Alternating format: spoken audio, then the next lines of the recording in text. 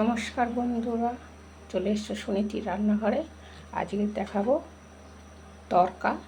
এটা হচ্ছে মুগ কড়াই, রাত্রে ভিজিয়ে রেখেছিলাম, সিদ্ধ করে রেখেছি। 3টে ডিম আছে, এখানে আদা রসুন লঙ্কা পেঁয়াজ আছে, এটা বেটে নেব।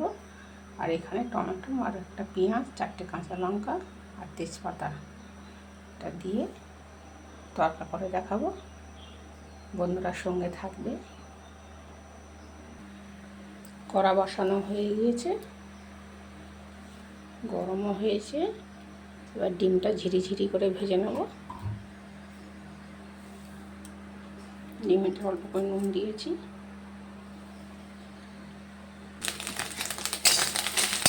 ডিমটাও ঝিরিঝিরি করে ভাজা হয়ে গিয়েছে, এবার নামিয়ে নেব। আর আদা রসুন পেঁয়াজ কাঁচা লঙ্কা সব বাটাও হয়ে গিয়েছে।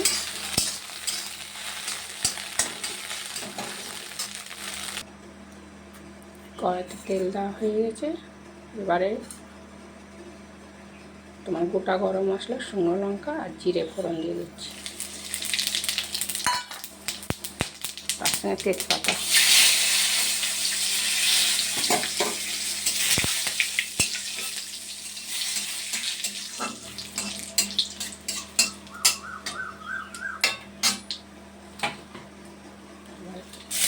পেঁয়াজ দিয়ে দিলাম,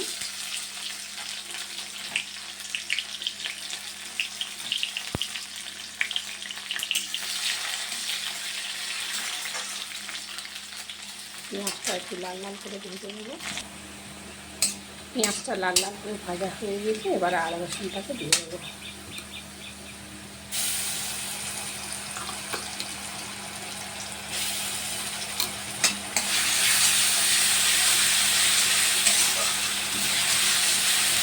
নাড়াচাড়া করবো যতক্ষণ না কাঁচা গন্ধটা যায়, তেলটা ছাড়ে, ততক্ষণ পর্যন্ত ভাজাভাজি করবো।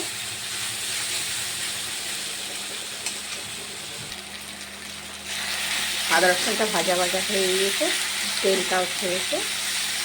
এবার টমেটো মাছ কাঁচা লঙ্কা দিয়ে দিচ্ছি।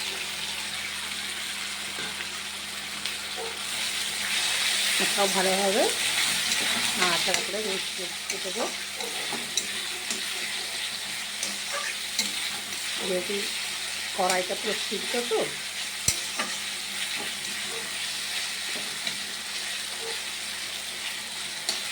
টমেটোটা ভালো করে মেশানো পর্যন্ত নাড়াচাড়া করতে হবে, না তো কাঁচা গন্ধ যাবে। টমেটোটাকে তাড়াতাড়ি সিদ্ধ হওয়ার জন্য নুন দিয়ে দিচ্ছি।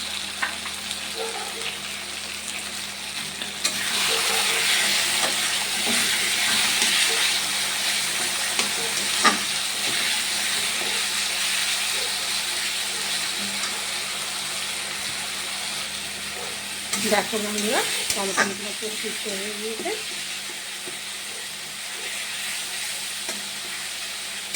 যদি আমার রান্না ভালো লেগে থাকে, একটা লাইক, একটা সাবস্ক্রাইব করে দেবে, আর কমেন্ট করবে। তোমাদের কমেন্টে আমার প্রেরণা। এবার ডিমটা দিয়ে দিচ্ছি।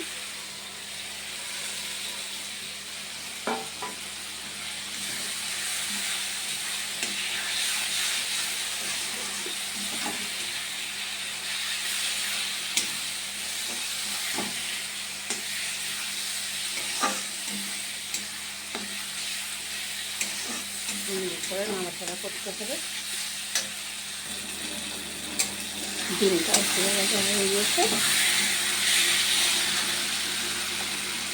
এবারে কড়াইটা দিয়ে দিচ্ছি।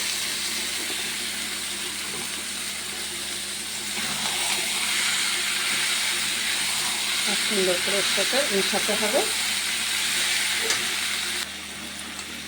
মেশানো হয়ে গেছে,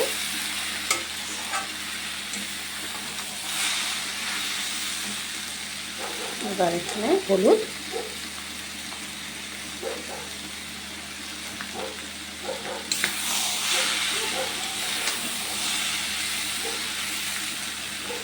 জিরে গুঁড়ো,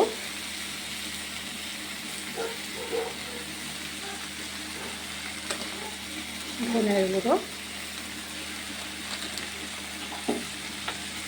দিয়ে ভালো করে নাড়াচাড়া করতে হবে যাতে করে কাঁচা গন্ধটা নাড়তে থাকতে নেই।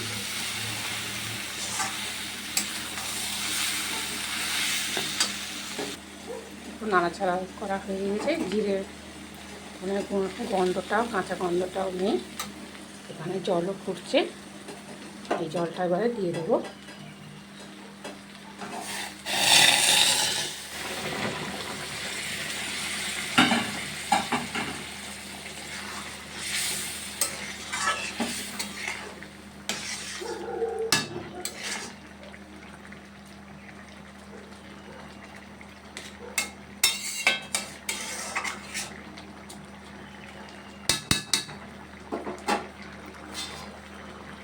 ঢাকা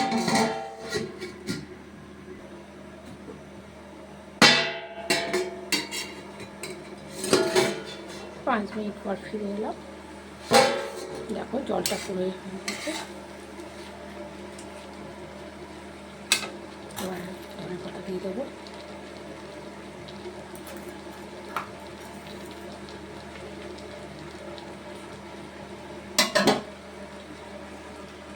ফের কিছুক্ষণ ঢাকাতে রাখি।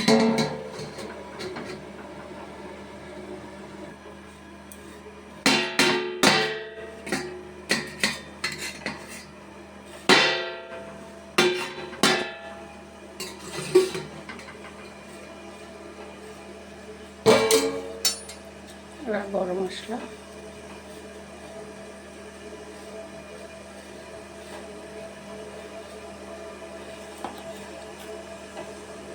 ঘি দিয়ে দিলাম।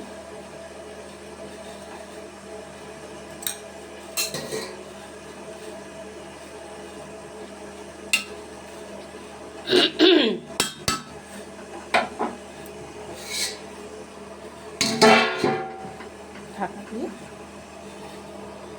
গ্যাসটা বন্ধ করে দিলাম।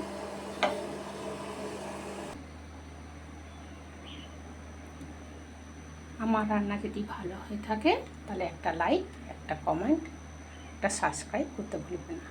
দেখা হবে পরের রান্না। টাটা।